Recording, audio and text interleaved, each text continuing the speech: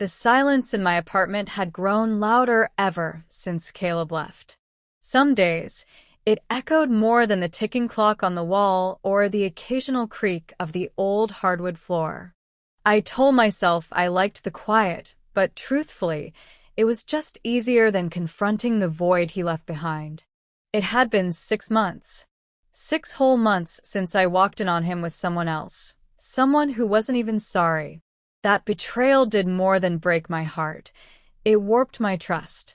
Since then, I rarely let anyone close, keeping most conversations short, transactional. Love, I decided, was a dangerous game I no longer wanted to play. That night, it was raining hard. The kind of rain that feels personal, like the universe wants you to stay inside and reflect on every bad decision you've ever made. I wasn't hungry, but I ordered Thai food anyway. Mostly out of boredom, maybe a little out of loneliness. A small act of defiance against the silence. 20 minutes later, there was a knock. I opened the door, expecting the usual rushed handoff. Instead, I met a pair of dark eyes and a shy smile that didn't quite fit the stereotype. "Delivery for Jordan?" he asked, confirming my name. His voice was soft, but carried confidence. "That's me," I replied, reaching for my wallet. "Already paid through the app," he added, handing me the bag. I should have thanked him and shut the door. That's what I usually did. But something about him made me hesitate. His black hoodie was damp from the rain, curls peeking out from under the hood, and he smelled faintly of peppermint and gasoline, a strange mix that oddly worked. "You okay out there?" I asked. "It's coming down pretty hard." He chuckled. "I've seen worse. Besides, rain means better tips." "Not from me, apparently," I said, managing a smile. He laughed then, not out of politeness, but like something about the exchange genuinely amused him. That laugh sat with me longer than it should have. "I'm Leo," he said suddenly. I usually work evenings." "Jordan," I responded, unsure why I offered my name again. We stood there for a moment, two strangers under the buzzing yellow light of my doorway. Eventually, he nodded and turned back toward the elevator, his footsteps soft against the hallway carpet. I closed the door and leaned against it, Thai food in hand, heart unexpectedly full. It was nothing. Just a moment. A glance, a voice, a laugh. But after months of emotional flatline, something flickered.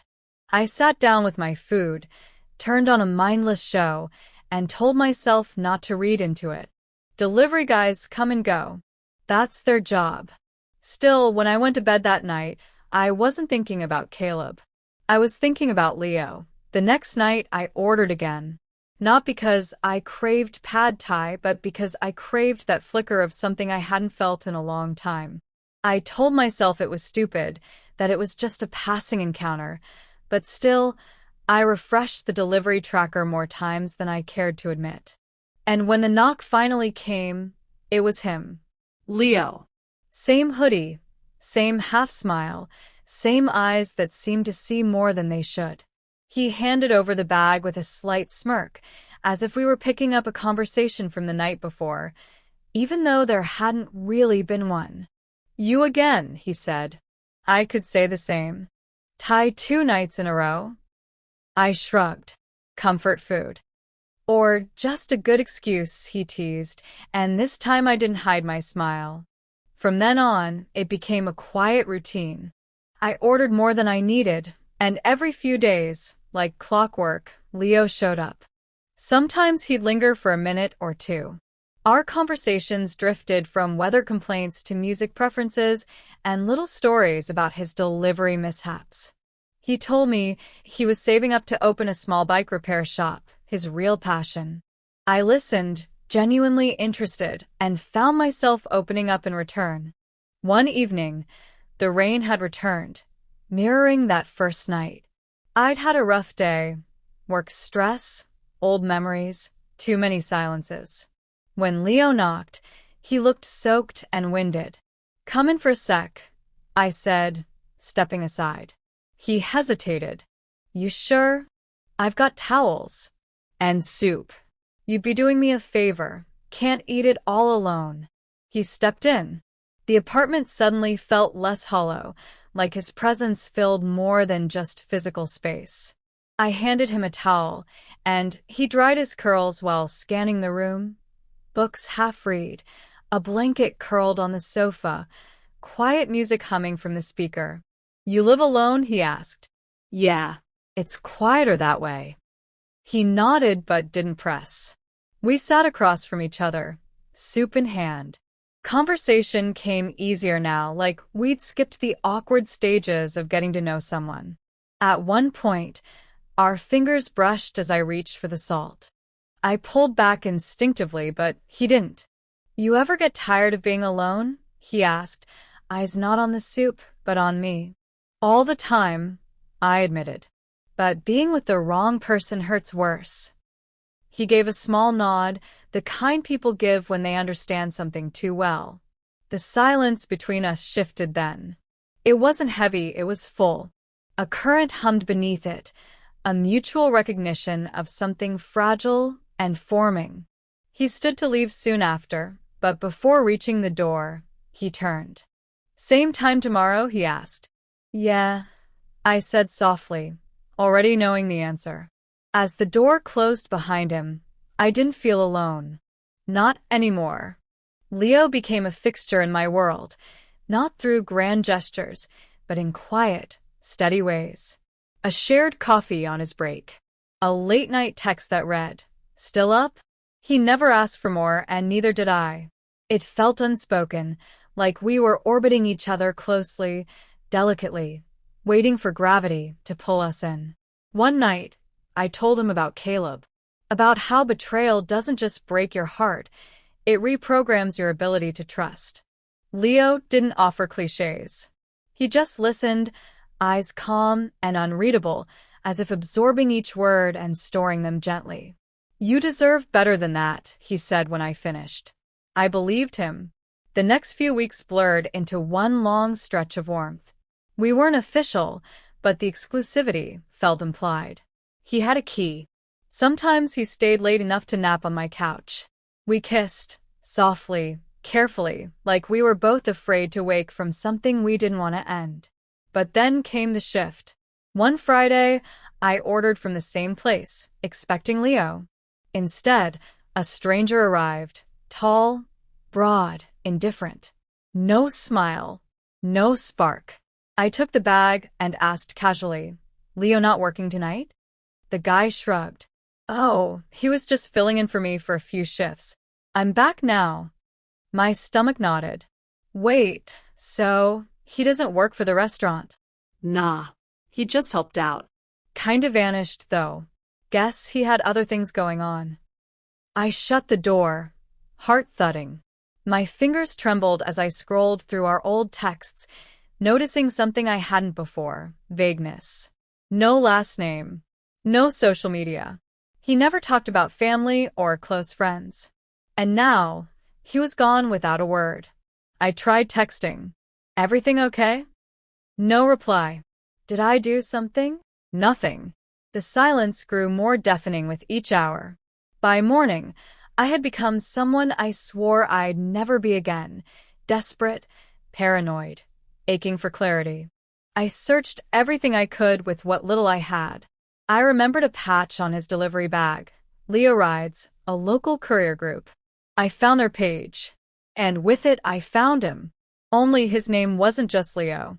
His full name was Leonardo Ruiz. And his page was filled with photos, smiling, laughing, arms wrapped around a woman who looked at him like he was her forever. One post, dated only days ago, read, "She said yes. Can't wait to spend forever with you. Engaged." Engaged while he sat on my couch. While he held me like I was his safe place. I didn't cry, not right away. I just sat there, staring at the screen, jaw clenched, chest hollow. This wasn't just a lie.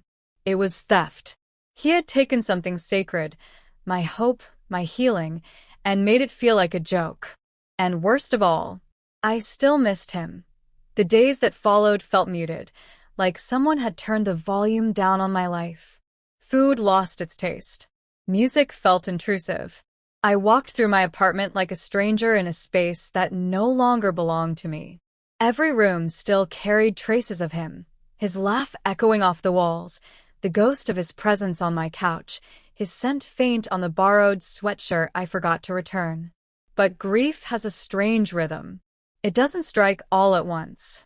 It creeps in slowly, wrapping itself around memories and staining them, forcing you to confront what was never truly yours to begin with. I didn't confront him. I didn't send the screenshots or demand an explanation. What would be the point? He had made his choice. And I finally saw the truth for what it was. Leo wasn't a villain. He was just a coward. A man afraid to face the cost of his own deception. So instead, I wrote. I filled page after page in a journal I hadn't touched in years. I wrote about the first time he knocked on my door, about the nights we shared soup and silence. I wrote about how, even now, a part of me wished it had all been real. And then I wrote something that surprised me. Thank you. Because despite the lie, despite the heartbreak, he had given me something I hadn't known I needed. Proof that I could feel again. That I could love again. And that meant everything. Weeks passed. I deleted his number. Hid his messages in an archive I never planned to revisit. I returned to my routine, but things were different now. Not colder, just clearer. I stopped ordering from that restaurant. Stopped chasing the past. I started choosing myself. Then one ordinary Wednesday evening, there was another knock. A different delivery guy stood there, tall, awkward smile, holding a pizza box with my name scribbled in black marker. His eyes were kind but unfamiliar. Jordan, he asked. That's me. He handed me the box, hesitated for a second. You've got good taste in toppings. I smiled. Thanks. As he turned to leave, he glanced back. Have a good night. You too, I said, and this time, when I closed the door, there was no ache. I sat down with the pizza, lit a candle out of habit, and let the silence return. Only this time, it wasn't empty. It felt peaceful. I didn't know what would come next. Maybe love, maybe another lesson. But I knew this. I'd survived worse. And I was still standing, wiser, softer, open. As I took the first bite, I smiled to myself and whispered the words that had started it all. I didn't expect the delivery guy to show up at my door, but that moment changed everything.